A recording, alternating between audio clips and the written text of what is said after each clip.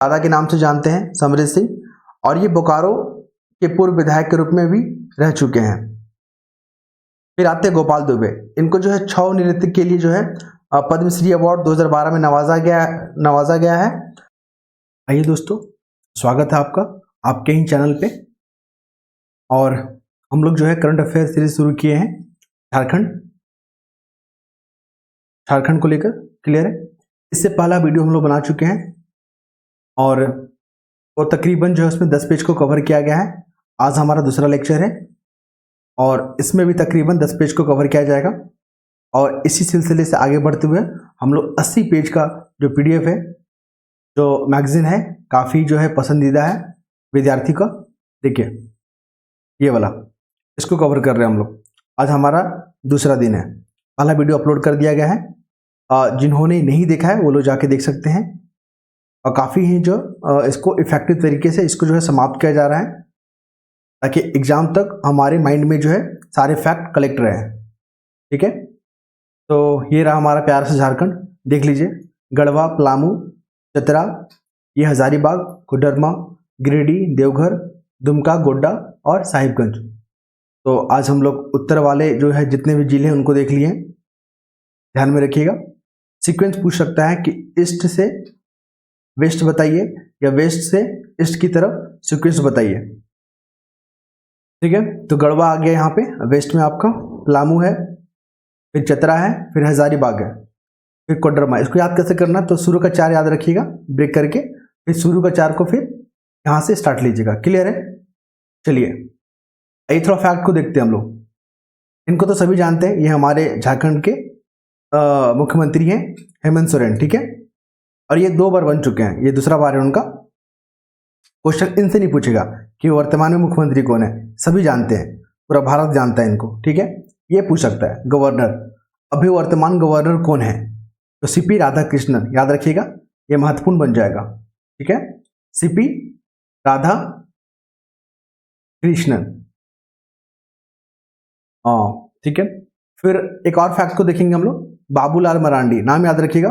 देखिए ये सब कहानी है, इतना कुछ याद नहीं रखना होता है, बस याद ये रखिए कि जब राज्य बना था अपना बिहार से अलग होकर, तो वो पहले मुख्यमंत्री थे बाबूलाल मरांडी।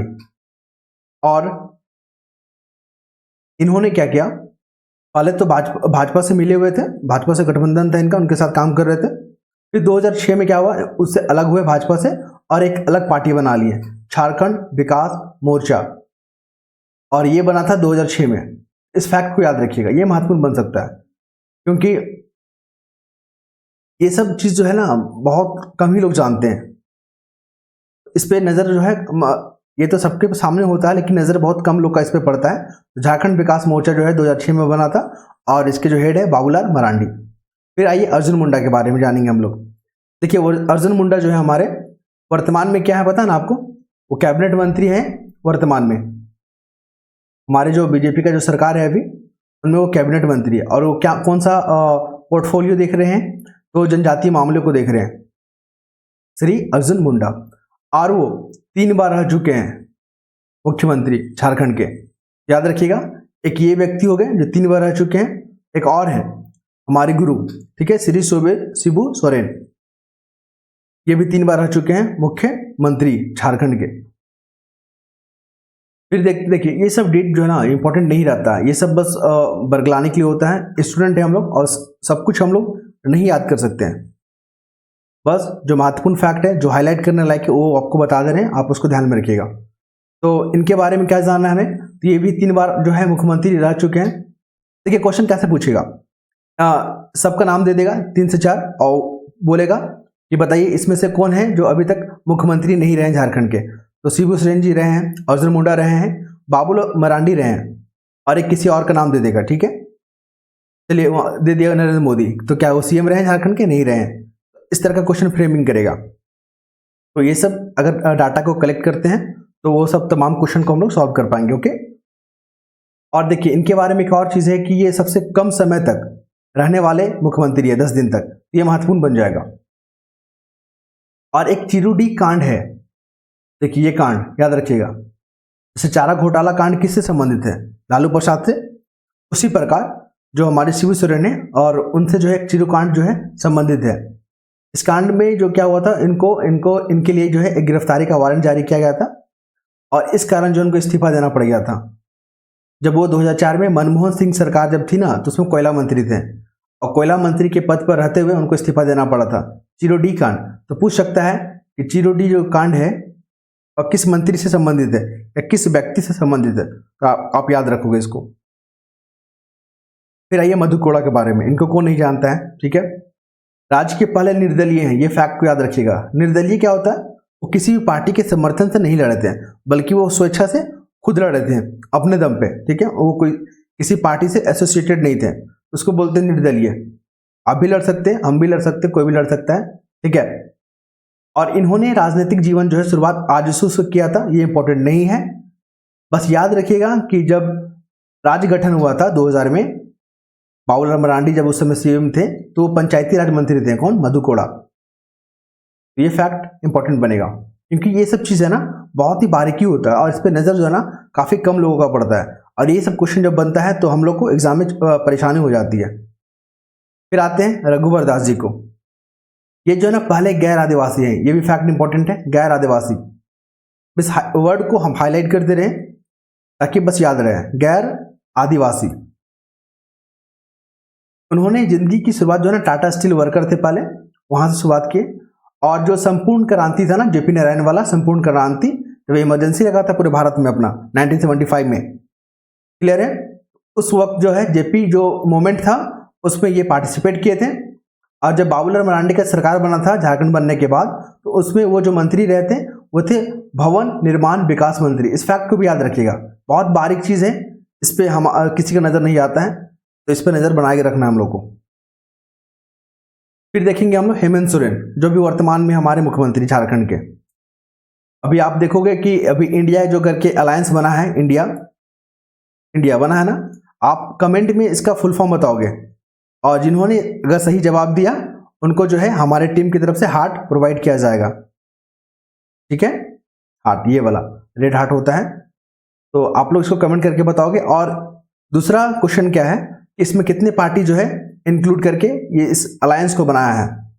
ऑप्शन दे देते हैं आपको 25, 26, 24 या नन ऑफ द अबव, ठीक है। तो ये दो प्रश्न है, आप इसका जवाब दे सकते हैं। तो आइए हेमंत सोरेन जी के बारे में पढ़ लेते हैं। ये झारखंड छात्र मोर्चा के अध्यक्ष रह चुके हैं, याद रखिएगा इस फैक्ट को। 2009 में राज्यसभा के भी मेंबर रह चुके हैं ये। तो पूछ सकता है क्या हेमंत सोरेन जी राज्यसभा के मेंबर रह चुके हैं, तो जो लोग पढ़े होंगे, जो लोग जानते होंगे वो लोग तो सही कर लेंगे, और जो लोग नहीं जानते तो उनको थोड़ा परेशानी हो सकता है। और वर्तमान में वो झारखंड के क्या है, मुख्यमंत्री के रूप में कार्यरत हैं।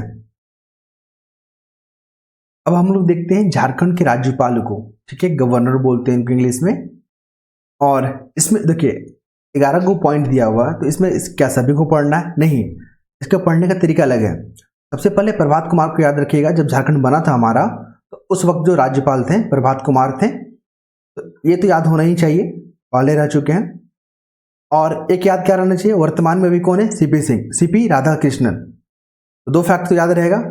अब कार्यवाहक को देख लीजिए, कार्यवाहक कौन थे, वीसी पांडे। ये कैसे गवर्नर थे, जो कार्यवाहक थे, ठीक है। और फिर देख लेंगे अभी द्रौपदी मुर्मू जी को देख लीजिए, क्योंकि ये हमारे जो है देश के राष्ट्रपति हैं। तो इनका कार्यकाल याद रखिएगा 2015 से 2021 तक था।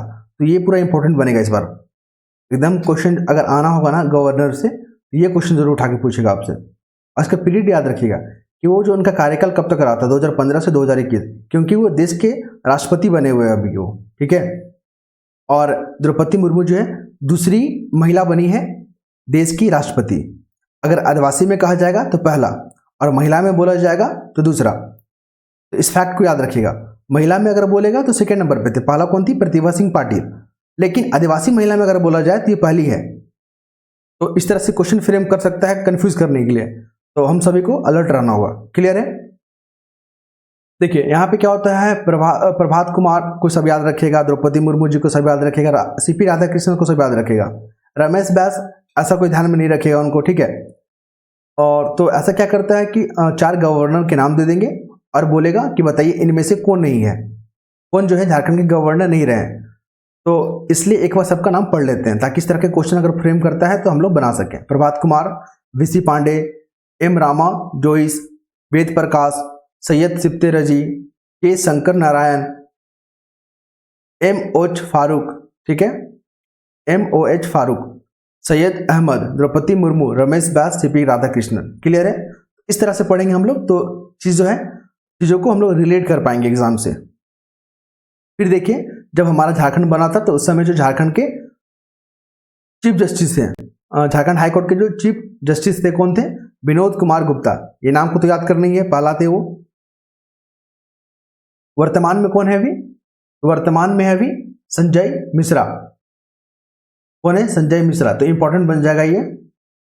और फिर भी वही क्वेश्चन, इसमें से 4 या 5 नाम दे देगा, बोलेगा कि इनमें से कौन नहीं रहे हैं। तो एक बार सबका नाम पढ़ लेते हम लोग। बाला सुब्रमण्यम रह चुके हैं, न्यायाधीश अल्तमस कबीर, फिर कौन है? दिनांकर, फिर मुत्तुस्वामी, फिर ज्ञान सुधा मिश्रा, भागवती प्रसाद, प्रकाश टाटिया।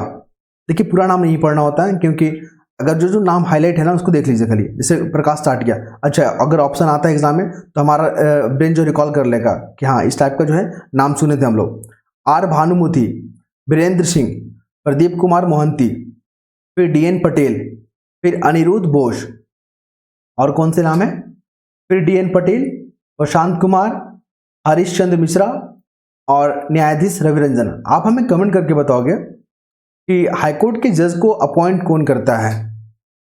ठीक है, हाईकोर्ट के जो जज होते हैं उनका अपॉइंटमेंट कौन करता है? पहला क्वेश्चन है। और दूसरा क्वेश्चन क्या है कि मान लीजिए किसी भी राज्य में हाईकोर्ट में जजों की संख्या अगर बढ़ानी होगी तो ये बढ़ाने का पावर किसके पास है?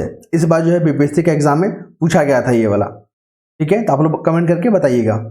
जिनका भी जवाब सही रहेगा उनको जो है हमारी टीम की ओर से रेड हार्ट प्रोवाइड किया जाएगा कमेंट में। ठीक है, अब देखते हैं हम लोग राज्यसभा के सदस्य। हम सभी जानते हैं कि राज्यसभा का जो सीट है झारखंड में वो 6 है और लोकसभा का कितना है? 14 है। तो कुल मिलाकर संसद का जो सीट है हमारे पास कितना है? 20 है, याद रखिएगा। तो 6 सीट पे कौन कौन से अभी जो है काबिज हैं तो देख लेते हैं। महुआ मांझी, आदित्य साहू, शिबू सोरेन, दीपक मिश्रा, धीरज साहू, समीर उरांव। इसमें से 3 लोग जो है ना बीजेपी की तरफ से हैं। तो कौन कौन से हैं? आदित्य साहू, दीपक प्रकाश और समीर उरांव। एक कांग्रेस की तरफ से है, कौन है? धीरज प्रसाद साहू। देखिए कांग्रेस एक है तो इनका नाम याद रखना पड़ेगा। और दीपक प्रकाश बीजेपी से है और झामुमो में से 2 गो हैं। कौन कौन? शिबू सोरेन और एक और कौन है? महुआ मांझी। ये सारे जो लीडर हैं ना काफी पॉपुलर है। फिर देखेंगे हम लोग लोकसभा सदस्य। लोकसभा कितने सीट है झारखंड में? 14। और 14 में कौन कौन से हैं? देखिए सबसे पहले रांची से देख लेते हैं। क्यों? क्योंकि रांची से बिलोंग करते हैं हम लोग। तो संजय सेठ है हमारे संसद, ठीक है, और ये बीजेपी के हैं। इसमें क्वेश्चन कैसे पूछना होगा? अगर बनाना होगा क्वेश्चन तो किस तरह बनाया जाएगा? तो यहाँ पर दे देगा, यहाँ पे लोकसभा मेंबर के जो है नाम दे देगा और उनका जो है कंस्टिट्यूएंसी एरिया दे देगा, क्षेत्र दे देगा। अब बोलेगा मैचिंग कीजिए। तो संजय सेठ रांची से बिलोंग करते हैं तो ऐसे मैचिंग का फॉर्म में होगा। सभी का याद नहीं रखना है, जो जिला हाईलाइट रहता है उसको देखेंगे हम लोग। अर्जुन मुंडा कहाँ से? खुट्टी से, क्योंकि अर्जुन मुंडा कौन है? हमारे जो कैबिनेट मंत्री भी हैं वो केंद्र में, और जनजातीय मामले भी देखते हैं ये, तो ये इंपॉर्टेंट होगा। उनका जो कंस्टिट्यूएंसी क्षेत्र है वो कौन सा? खुट्टी। संजय सेठ है रांची। फिर देख लेंगे हम लोग गोड्डा को देख लेंगे, गोड्डा भी काफी हाईलाइट रहता है। निशिकांत दुबे। और कुछ क्षेत्र पलामू देख लेते हैं क्योंकि यहाँ पर बेतला नेशनल पार्क है, वहां से है विष्णु दयाल राम। कोडरमा जो है आपका अभ्रक के लिए काफी फेमस है पूरे वर्ल्ड में, तो अन्नपूर्णा देवी है यहाँ से। चतरा सुनील कुमार सिंह है यहाँ से। धनबाद तो काफी कोयला के लिए फेमस है, ये पशुपति नाथ सिंह। क्लियर है। और सुनील सोरेन जो है दुमका से हैं। सुनील सोरेन जहां तक मुझे याद है तो ये शायद हेमंत सोरेन के भाई हैं ये, ठीक है, अपने सगे भाई हैं। और दुमका से क्या है? लोकसभा के मेंबर हैं, मुझे जहां तक लग रहा है। आप लोग कमेंट बताइएगा क्या हम सही हैं क्या? मुझे ऐसा लग रहा है, रिकॉल नहीं कर पा रहा, लेकिन मैंने सुना था शायद। और हजारीबाग से कौन है, जयंत सिंह। तो कुल मिलाकर आप रांची का याद कर लीजिए, हमारे अर्जुन मुंडा जी का याद कर लीजिए खूंटी से, 2 हो गया, और एक धनवाद से याद कर लीजिए, 3 हो गया। ये 3 को याद कर लीजिएगा, तो मुझे लगता है कि अगर क्वेश्चन फ्रेम होता है मैचिंग के फॉर्म में तो आप सॉल्व कर पाइएगा। अब देखेंगे हम लोग राजनीतिक घटनाक्रम को देख लेंगे, ठीक है। बहुत ही अच्छा इसमें फैक्ट है, मजा आएगा पढ़ने में। देखिए सबसे पहला उपचुनाव हुआ है अभी। उपचुनाव क्या होता है, इसका मतलब सभी जानते हैं कि जहाँ पे जब रेगुलर चुनाव होता है, ठीक है, वो हो गया रेगुलर चुनाव। फिर कुछ कारणवश, मृत्यु के कारण या इस्तीफा के कारण अगर वो पद खाली हो गया 5 साल पहले ही, कोई भी पद पे अगर मतलब कोई भी पोस्ट पे अगर होता है कोई भी स्थान पे, तो 5 साल का चुनाव होता है। लेकिन किसी कारणवश जो है उनकी मृत्यु हो जाती है, इस्तीफा दे देते हैं, या ठीक है 5 साल से कम में, उनका कार्यकाल 5 वर्ष का होता है, और 5 वर्ष कंप्लीट किए बिना ही अगर वो रिक्त खाली कर देते हैं, तो वहाँ पे क्या हो जाता है, उपचुनाव कराया जाता है। और जो उपचुनाव होता है तो क्या वो 5 साल के लिए होते हैं? आप हमें कमेंट करके बताइएगा, जो चुनाव होता है वो 5 साल के होते हैं या जो जितना कार्यकाल बचा हो उसके लिए सिर्फ होते हैं, ठीक है। तो जब रामगढ़ में उपचुनाव हुआ तो वहां पर एनडीए की प्रत्याशी थी कौन, सुनीता चौधरी, उन्होंने उसको जीता उस सीट को रामगढ़ वाला में, ठीक है। तो उनके विपक्ष में कौन था, तो विपक्ष में था कांग्रेस का बजरंग महतो। ये सब याद नहीं रखना है, बस इतना याद रखना कि रामगढ़ में जब उपचुनाव हुआ था तो एनडीए की जो प्रत्याशी थी सुनीता चौधरी वो जीती। फिर देखेंगे वर्तमान दलगत की जो है क्या स्थिति है, किस पार्टी को कितना जो है सीट मिला है। अभी झारखंड में 81 सीट है, आपको पता ही है ना। 104 जो कॉन्स्टिट्यूशन अमेंडमेंट एक्ट हुआ है उसके तहत जो एंग्लो इंडियन का जो सीट था एगो, उसको समाप्त कर दिया गया है, क्लियर है। तो सबसे बड़ी जो पार्टी थी, देखिए सभी को याद नहीं रखना है, बस जो सबसे ज्यादा सीट कौन लेके आया था, झामुमो, ठीक है, जेएमएम बोलते हैं इसको शॉर्ट फॉर्म में। फिर उसके बाद बीजेपी, सेकेंड और थर्ड नंबर पे कौन आया, ये हमारा कांग्रेस।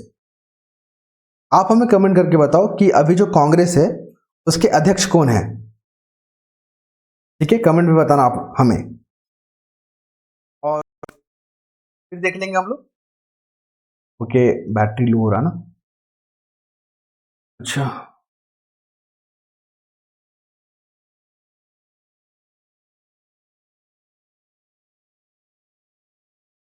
फिर देखेंगे हम लोग, क्या देखेंगे,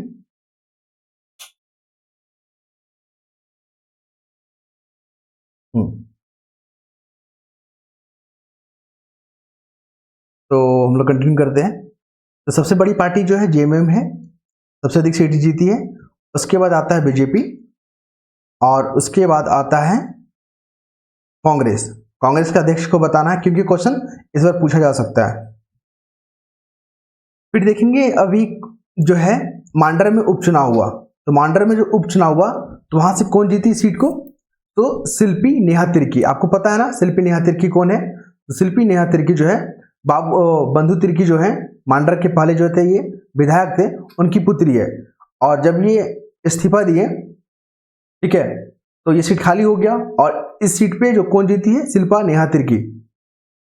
याद रखिएगा इसको, ठीक है, बस इतना ही याद रखना, ज्यादा कहानी याद नहीं रखना हमें। फिर 2019 का जो विधानसभा चुनाव हुआ था, तो वही है, झामुमो ने 30 सीट को हासिल किया, बीजेपी ने 25 और कांग्रेस ने 16 सीट, ठीक है। वहां पे 17 सीट आपको देखने को मिलेगा, देखिए ये वाला। तो ये पर एक सीट इसलिए बढ़ गया कांग्रेस का क्योंकि यहाँ पे उपचुनाव जो हुआ वहां पे कांग्रेस ने जीता, ये वाला।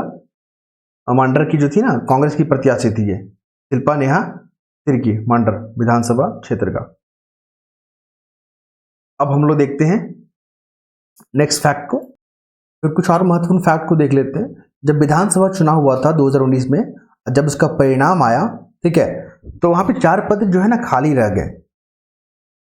तो 4 पद में जो है एक दुमका, एक बेरमो, एक आपका ये क्या नाम है इसका, मांडर विधानसभा क्षेत्र, ये सीट जो है खाली रह गई। देखिए यहाँ पे एक फैक्ट है कि वर्तमान मुख्यमंत्री जो हेमंत सोरेन द्वारा दुमका सीट से इस्तीफा देने के कारण रिक्त हुआ। क्या हुआ कि हेमंत सोरेन जी थे ना, 2 सीट से लड़े थे चुनाव और दोनों सीट पे जीत गए वो, एक दुमका से और एक बरहेट करके था ना, और आई थिंक बरहेट, हाँ बरहेट। तो दुमका और बरहेट से जीते। अब 2 सीट से जीते तो दोनों सीट तो उनके लिए नहीं रहेगा, एक सीट तो खाली करना पड़ेगा। तो उन्होंने क्या किया कि दुमका को खाली कर दिया, यहाँ से इस्तीफा दे दिया, तो बरहेट के रह गए। चलिए ठीक है। फिर दुमका में चुनाव हुआ तो यहाँ पे इनके भाई, क्या नाम था उनका, बसंत सोरेन, याद रखिएगा। कहाँ गए इनके भाई, इनके भाई कहाँ गए, बसंत सोरेन, यहाँ पे देखिए देखिए यहाँ पे मिलेगा अभी।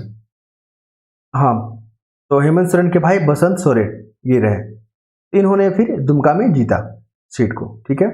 अब आंध्र में जब बंधु तिर्की थे तो उनके पास जो है आय से अधिक संपत्ति होने के कारण उनको इस्तीफा देना पड़ गया, क्योंकि उनको जो है डिस्क्वालीफाई कर दिया गया इस सीट से। फिर उनकी बेटी जो थी शिल्पी नेहा तिर्की, वहां पे वो चुनाव जीती और उस पोस्ट पे काबिज हुई। क्लियर है। फिर यहाँ पे एक और नया फैक्ट देखिए, यहाँ पे बाबूलाल मरांडी के बारे में। ये हमारे जो है झारखंड के पहले मुख्यमंत्री भी रह चुके हैं, और इनका पार्टी जो था झारखंड विकास मोर्चा, जो कि 2006 में बना था, या इन्होंने 3 सीट जीता। इलेक्शन जब हुआ तो 3 सीट जीता। इसमें से 2 सीट जो था ना, 2 सीट में कौन कौन था, एक प्रदीप यादव थे और दूसरा कौन थे, बंधु तिर्की, ठीक है। इन्होंने क्या किया, कांग्रेस में जाके विलय कर लिया, कांग्रेस पार्टी में, और फिर ये अकेले बच गए बाबूलाल मरांडी। तो इनके पास क्या करें, ये जाके बीजेपी में मिल गए। तो क्या आप हमें बताइए, इन पे दल बदल जो कानून है लागू नहीं होगा? देखिए, कभी भी कोई एक पार्टी होता है ना, आपको एक फैक्ट बताते हैं, अगर कोई पार्टी है, उसका कोई भी 2/3 मेंबर अगर किसी पार्टी में मिल जाता है, ठीक है, तो उसको दल बदल कानून नहीं मानेंगे। क्लियर है। तो जब 2 पार्टी, तीन का 2/3 कितना होता है, 2 होता है, तो जब 2 लोग कांग्रेस में मिल गए तो उसको दल बदल नहीं मानेंगे, ठीक है। और फिर जो अकेले बच के बाबूलाल मरांडी जाके बीजेपी में मिल गए। तो ये था इंपॉर्टेंट फैक्ट, आप इसको ध्यान में रखिएगा।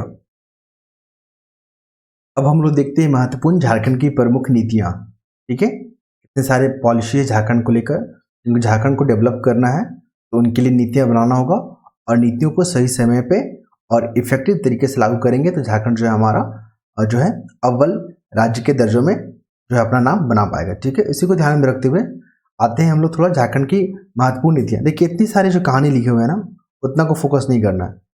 सबसे पहले क्या बोल रहा है, झारखंड इलेक्ट्रिक व्हीकल पॉलिसी जो 2022 आया है, इसमें क्या देखेंगे हम लोग। देखिए, इस पॉलिसी में ना अनुदान को लेकर बात किया गया है, ठीक है, ग्रांट की बात किया गया है अनुदान को लेकर। तो जितनी भी अच्छी बातें, पॉजिटिव बातें हैं, अगर आप कुछ नहीं जानते हैं, अगर पॉलिसी में पॉजिटिव बात कर रहा है कि हाँ इसको बढ़ावा देना चाहिए, हाँ इसमें अनुदान की बात की गई है, सब्सिडी की बात की गई है, ठीक है, तो लगभग जो है वो सही होता है। तो इसमें क्या है, अगर आप इलेक्ट्रिक कार खरीदते हैं, कुछ भी इलेक्ट्रिक कार खरीदते हैं, तो उसके हिसाब से जो है आपको अनुदान दिया जाएगा। देखिए, जैसे कि अगर कार खरीद रहे हो तो 1.5 लाख रुपए का आपको अनुदान मिलेगा। अगर स्कूटी जो है गर्ल्स और बॉयज़ का जो है फेवरेट होता है ये स्कूटी, और अगर 2 पहिया वाहन खरीदते हो तो उसमें आपको 10,000 का जो क्या मिलेगा, अनुदान मिलेगा। अगर ऑटो खरीदता है तो 30,000 रुपये मिलेगा आपको। अगर बस खरीदते हैं तो आपको 20 लाख रुपए का अनुदान मिलेगा। तो देखिए, अनुदान को लेकर बात किया गया है इलेक्ट्रिकल व्हीकल पॉलिसी 2022 में, तो इस चीज़ को ध्यान में रखिएगा, पूरी कहानी नहीं पढ़ना है। अब देखिए, नई पर्यटन नीति आया। हम सभी जानते हैं कि पर्यटन को जो है इंडस्ट्री का दर्जा दिया गया है झारखंड में। तो नई पर्यटन नीति जो 2022 आया है, इसमें क्या अच्छी और खास बातें हैं, आइए देखते हैं। पूरी पैराग्राफ पढ़ने के बाद मुझे सबसे इंपॉर्टेंट जो लग रहा है, ये लग रहा है इको टूरिज्म को बढ़ावा देने के लिए। इको टूरिज्म, देखिए झारखंड में जो है ना, इको टूरिज्म को बढ़ावा देने के लिए काफ़ी संभावना है। आप देखोगे रांची में कितने सारे पार्क, कितने सारे जो है वहाँ पे नेचुरल जो है वाटरफॉल है, उसको बढ़ावा देने की ज़रूरत है। तो उसके लिए क्या किया जा रहा है, देखिए, इको टूरिज्म को बढ़ावा देने हेतु पर्यटन गतिविधियों को प्रकृति के साथ जोड़ते हुए लातेहार, नेत्रहाट, बेतला, झारखंड का सबसे जो है ना फेमस है लातेहार, नेत्रहाट, बेतला जो है यहाँ पे सर्किट बनाया जा रहा है। फिर उसके बाद चांडिल, दलमा, मिचैया और गेतलसूद को यहाँ पे जोड़ा जा रहा है। तो देखिए, यहाँ पे पूछेगा कि लातेहार को किसके साथ जोड़ा जा रहा है, तो लातेहार को जो है हमारा नेत्रहाट के साथ और बेतला के साथ जोड़ा जा रहा है। चांडिल को दलमा, मिचैया, ठीक है, और गेतलसूद इको सर्किट के रूप में जो है डेवलप किया जा रहा है। फिर इसके बाद जब हम पढ़ें तो इसके बाद जो इंपॉर्टेंट लगा, झारखंड की नई खेल नीति 2022। देखिए, झारखंड जो है खेल को प्रमोट करने के लिए 2022 में क्या है, एक नीति लाया है, और इस खेल नीति के तहत जो है इस नीति को 5 साल के लिए लागू किया जाएगा। 5 साल के लिए, याद रखिएगा इस फैक्ट को, पूछ सकता है। 5 साल के लिए इसको लागू किया जाएगा। और इसमें क्या है, पेंशन का प्रोविजन किया गया है, छात्रवृत्ति को लेकर इसमें प्रोविजन किया गया है। और जैसे कि अगर मान लीजिए नई नीति में खिलाड़ियों को 6,000 रुपये तक की छात्रवृत्ति, स्कॉलरशिप बोलते हैं इसको, और जो पूर्व खिलाड़ी हैं उनको 10,000 रुपये तक का मासिक पेंशन। इससे क्या होगा ना, लोगों में मोटिवेशन आएगा, लोगों में जो है खेल के प्रति जो है ना सकारात्मक रुचि आएगी। और जो हमारा जो झारखंड है उसमें खेल को लेकर जो है ना काफी पोटेंशियल है। आप देखोगे जितने भी हॉकी गेम होता है, फिर आर्चरी होता है, ठीक है, इन तमाम में जो है ना झारखंड के खिलाड़ी जो है ना अव्वल रहते हैं। तो हमारे जो है झारखंड में काफी पोटेंशियल है स्पोर्ट्स को लेकर, बस उसे तराशने की, निखारने की और उसको सही समय पे लागू करने के लिए जो है पॉलिसी को जो है इम्प्लीमेंट करने की जरूरत है। ठीक है, तो अगर मान लीजिए कुछ फैक्ट याद नहीं आ रहा है और खेल के बारे में अगर कुछ सकारात्मक पॉइंट अगर ऑप्शन में दिया गया है तो आप उसको आंख बंद करके सही कर सकते हैं। ठीक है, बस ध्यान रखिएगा कि उसमें आंकड़ा ना दिया हो। अगर आंकड़ा दिया होगा तो थोड़ा सा वहाँ पे परेशानी हो सकती है। अगर आंकड़ा नहीं दिया हुआ है और बस स्टेटमेंट के तौर पे दिया गया, हाँ उसमें अनुदान की बात की गई है, ठीक है, या उसमें सरकार जो है पेंशन की बात किया है, या उसमें छात्रवृत्ति की बात किया है, तो वो सब क्वेश्चन जो है आपके सही हो जाएंगे, बशर्ते उसमें आंकड़ा ना दिया हो। ठीक है, फिर देखेंगे हम लोग झारखंड खेल नीति में। देखिए इसमें बस वही अच्छी अच्छी बातें की गई है, जिससे राज्य में खेलों में खिलाड़ियों को क्षमता निर्माण और विकास पर फोकस किया जाएगा। फिर खिलाड़ियों का डाटाबेस तैयार करके अंतर्राष्ट्रीय जो स्टैंडर्ड है उसके साथ संसाधन उपलब्ध कराना, ठीक है, और देशज एवं पारंपरिक जो खेल है उसको प्रोत्साहित करना। ये सब अच्छी अच्छी बातें हैं। आप मेंस जब राइटिंग करोगे, मेंस आंसर राइटिंग, तो उसमें ये सब चीज लिखने का काम आएगा। ठीक है, फिर देखेंगे 2022 की जो कुछ खास बातें हैं, और इसमें कुछ खास ऐसा बातें नहीं नजर आया। ठीक है, बस यही है कि खिलाड़ियों को जो है छात्रवृत्ति देने की योजना है, और ये अच्छा पॉइंट है, ये पूछ सकता है स्टेटमेंट में कि झारखंड के खिलाड़ियों को राज्य स्तर में जो भी क्लास बी का जॉब होता है, क्लास सी का या क्लास डी का, उसमें सीधी भर्ती का प्रावधान किया गया है। उससे क्या होगा, ये जो स्कीम है इससे क्या होगा, नई युवा इससे जुड़ेंगे। ठीक है, तो खेल से जुड़ेंगे और खेल जो है हमारा डेवलपमेंट होगा खेल में। फिर सौर ऊर्जा को लेकर बात करते हैं। सौर ऊर्जा में क्या हो रहा है कि 2022-23 से लेकर 2026-27 तक जो है ना निर्धारित किया गया है। कुल 5 ईयर्स का जो है यहाँ पे 5 साल का इसमें टाइमलाइन लिया गया है, और इसमें 4000 मेगावाट बिजली उत्पादन करना है सौर ऊर्जा से।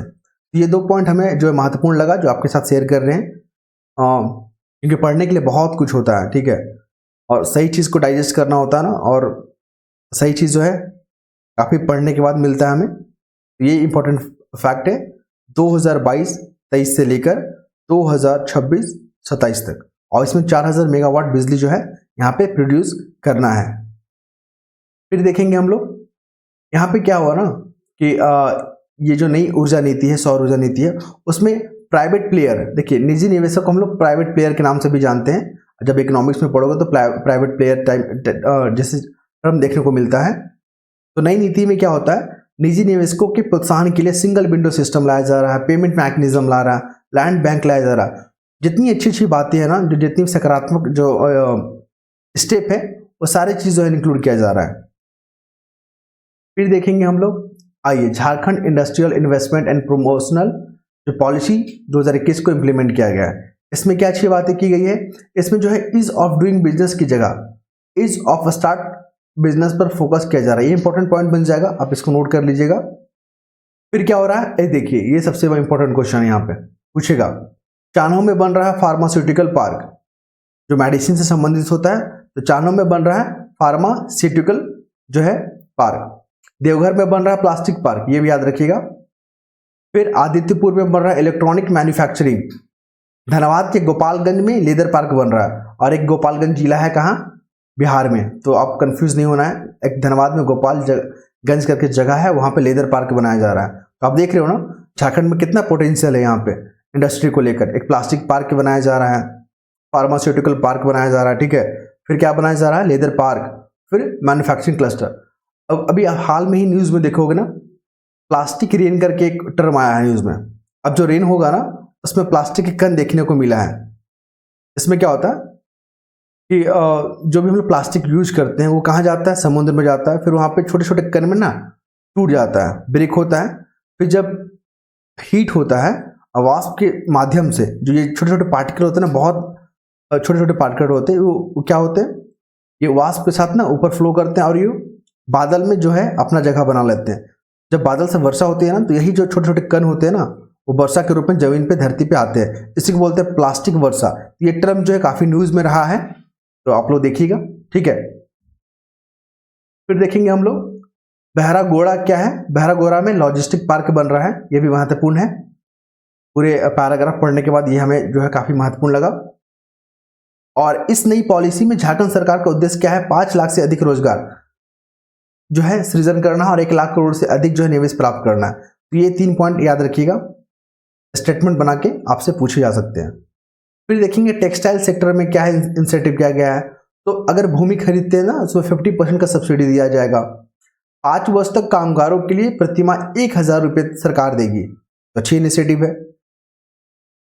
फिर ऑटोमोबाइल पे देख लीजिए 50% का सब्सिडी, टेक्सटाइल में 50% का सब्सिडी, जीएसटी में 75 से 80% तक इंसेंटिव, और इलेक्ट्रिसिटी ड्यूटी पे 100% की छूट। ये तमाम फैक्ट है। फिर नेक्स्ट मूव करेंगे हम लोग। अब आते हैं हम लोग कुछ और इम्पोर्टेंट फैक्ट की ओर, ठीक है।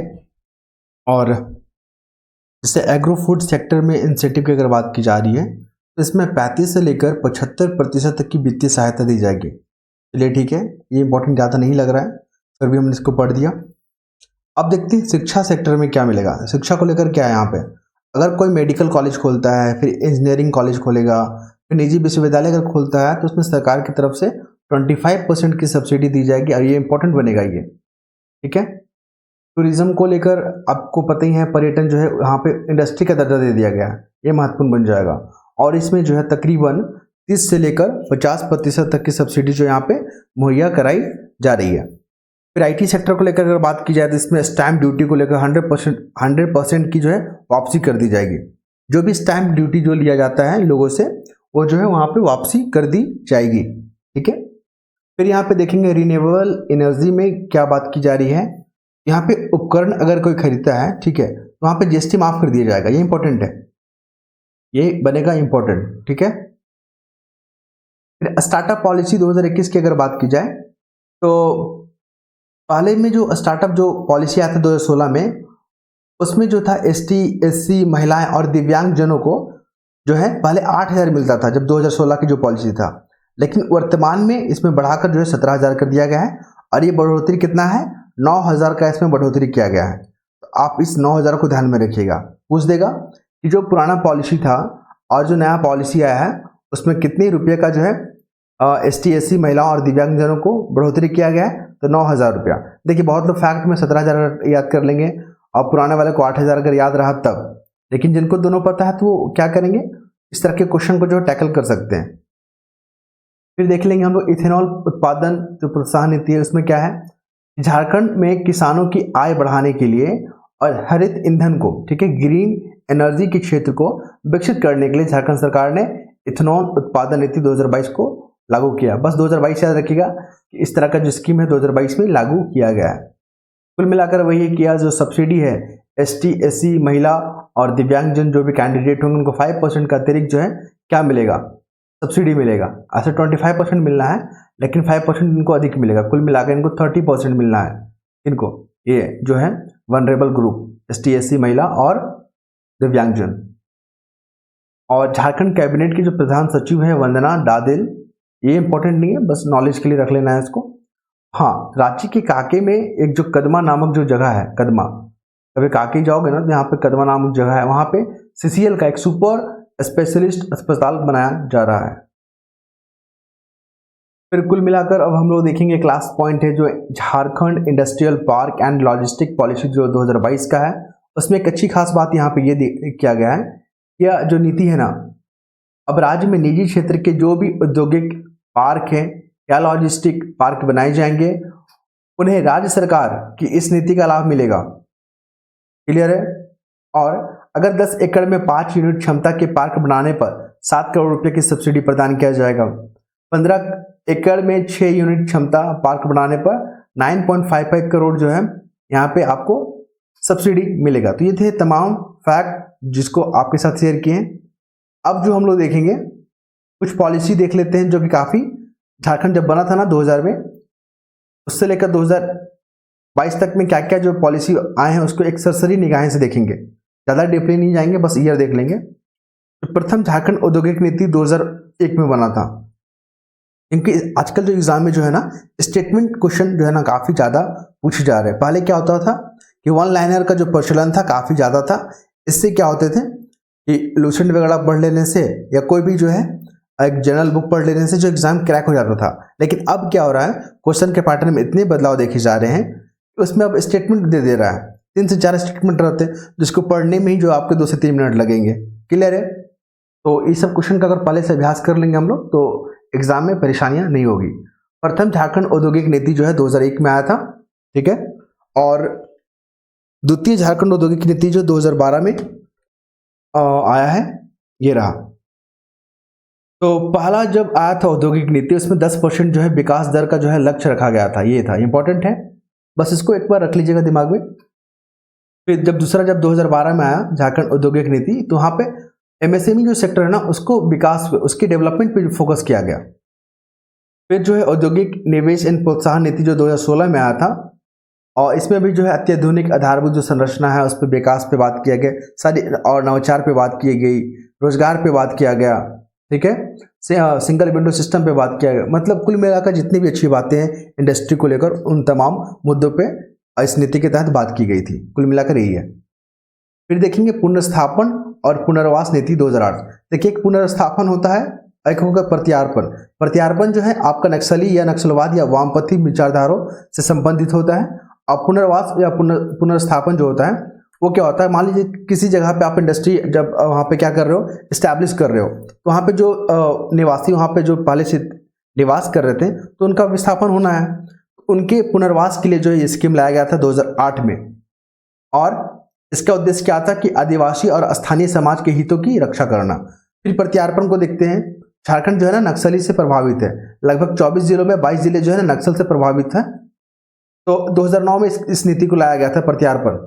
फिर इसमें 2015 में संशोधन किया गया वामपंथी उग्रवादियों के सरेंडर के लिए, क्योंकि देखा गया कि बहुत सारे नक्सली जो सरेंडर नहीं कर रहे हैं। इसकी क्या वजह है, इसमें संशोधन किया गया 2015 में, ठीक है।